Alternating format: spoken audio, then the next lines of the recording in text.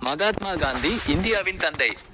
மோகன்தாஸ் கரம்சந்த் காந்தி என்றும் அழைக்கப்படும் மகாத்மா காந்தி இந்தியாவின் விடுதலை போராட்டத்தின் முக்கிய தலைவராகவும் உலக அளவில் அறவழி போராட்டத்தின் தந்தையாகவும் போற்றப்படுகிறார்.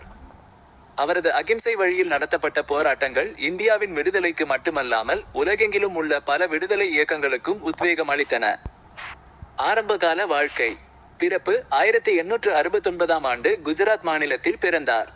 கல்வி இங்கிலாந்து சென்று சட்டம் பயின்றார். திருமணம் கஸ்தூர்பா காந்தியை மணந்தார். தென்னாப்பிரிக்காவில் போராட்டம். வழக்கறிஞராக தென்னாப்பிரிக்கா சென்றபோது அங்கு இந்தியர்கள் மீது நிகழ்த்தப்பட்ட பாகுபாட்டை நேரில் கண்டார். அங்குதான் அவர் அகிம்சை வழியில் போராட்டம் நடத்த வேண்டும் என்ற உறுதியை எடுத்தார். இந்திய விடுதலை போராட்டம். இந்தியா திரும்பிய பின்னர் இந்திய தேசிய காங்கிரஸில் இணைந்து ஆங்கிலேய ஆட்சிக்கு எதிராக போராடத் தொடங்கினார். சத்தியாகிரகம் அவர் கையாண்ட முக்கியமான போராட்ட முறை.